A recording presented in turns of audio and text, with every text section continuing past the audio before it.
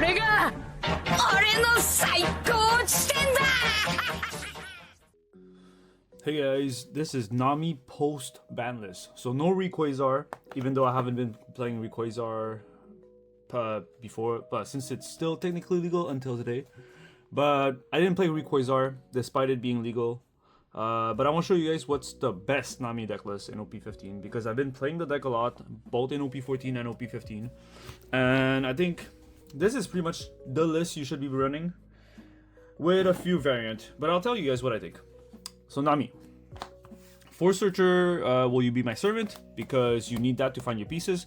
Mostly the 5-cost Nami. This one. Where is it? This one.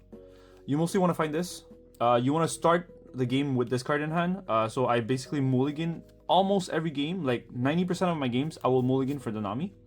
So this helps you find it if you don't have it in your starting hand. So for them. Girl, the best card to play early game because it's an investment. For the rest of the game, it's a free Dawn attached on your leader. The girl does get removed quite easily in this, in OP15, but you still run it, right? If they want to L-Tor it, they L-Tor it. Mama Argan hurts it a bit if you play against NL. If they Mama Argan it, it is what it is. We still play it. It's a good card. Don't play this late game because it's a -1 from your hand. But early game, it's worth it. We play 4 Nami because it's the best card in the deck. On play, if your opponent has 3 life or more, they take 1 and attach a rested onto your leader. And then on KO, you can play 6 costs from your hand by flipping your life face up. So you can play out Borsalino off of this, which is insane. 4 Nico Robin because this keeps healing you, infinite heal. On play, trash the top card of your life and heal 2, which procs your leader effect to draw 1. Awesome. So we run 4 of those. Insane value. It procs your leader and you heal 1. So we can't not play it. For removals, 2 Rayleighs. This card is underrated. People that doesn't run it, you guys should run it. I'm considering even running 3 of them. On play, if your leader is multicolor and your opponent has 3 or less life, KO one of your opponent's character with 7 cost base power or less. This is good against Cavendish, which is the Lucci matchup. Cavendish is a card that just has to be moved. The other removal you have is Zeus, but I prefer Rayleigh. I jumped to the thing. I jumped too quickly. Rayleigh kills Cavendish in the Lucci matchup. Rayleigh beats Holy against the purple NL matchup because Holy is an annoying character, and the turn they play, they usually don't rest it. They will rest the Shura that's already on board.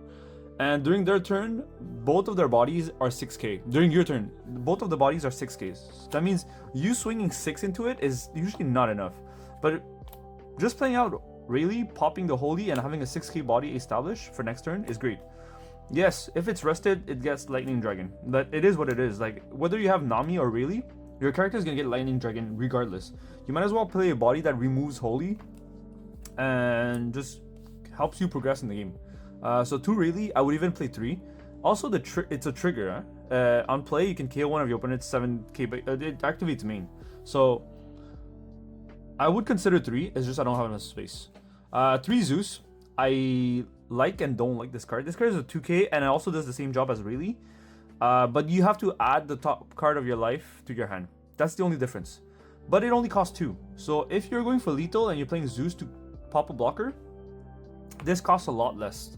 And anyway, if you're going for lethal, you don't care about your life. And it's in a 2k, so we play 4 of them. But Rayleigh could be at 3, but I played 4 Zeus and 2 Rayleigh for now. If you guys really don't like Zeus and don't feel like it's necessary, go back to Baby 5. Baby 5 is a better trigger than Zeus. 4 Kikunojo, because this card's insane. If your opponent has 3 life or less, play this card. And on KO, if your opponent has 3 life or less, you heal 1. We run 4. You usually don't want to take your life as Nami until your opponent is at 3 life, because you want to be able to proc the Kikunojo effect if it's on top of your life. So you usually counter early game until your opponent has 3 life. And it's quite easy because you have Nami, which forces your opponent to take a life. Now for the Thriller Bark engine, we have 4 Peronas. We bump it to 4 in OP15 because it targets purple NL. They're all 6k, 6 costs. So Perona is able to free some of them, the secret and the SR, which is great. 4 Hogback because it's super annoying. On KO, you're able to play out a trigger 4 cost or less from your trash, which is usually Perona or Kikunojo, which is great. So it's super annoying to have the Thriller Barks come out of your, like these guys come out of your life. Your opponent just doesn't like it.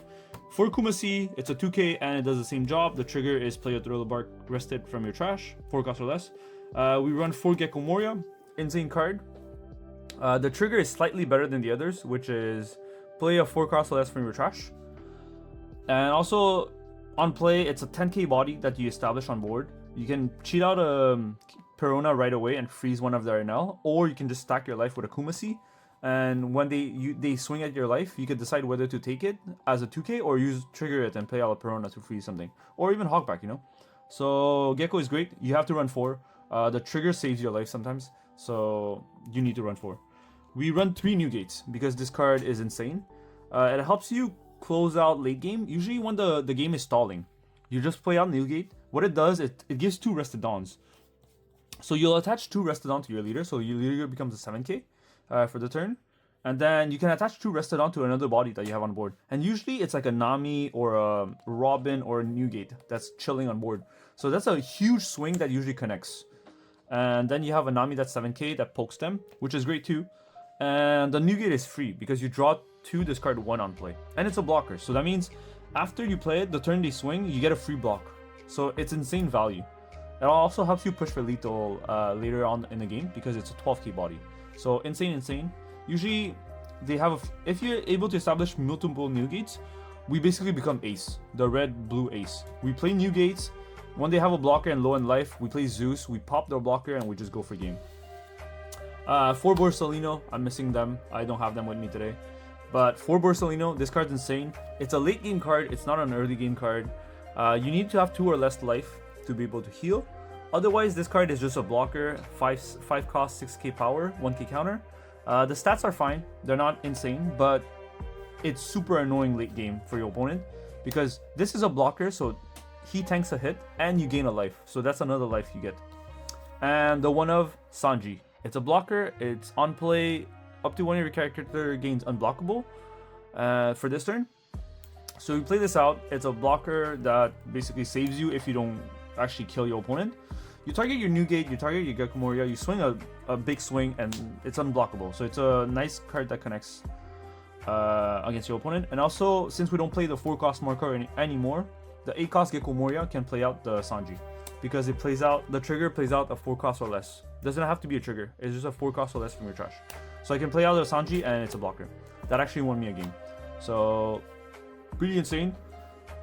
The couple cards that you could tweak are the Rayleigh and the Zeus, but even then, I think these ratios are fine. Can't really move them. The one Sanji is really nice. Not running it is okay, but having the option to kill your opponent with 1 card, really nice.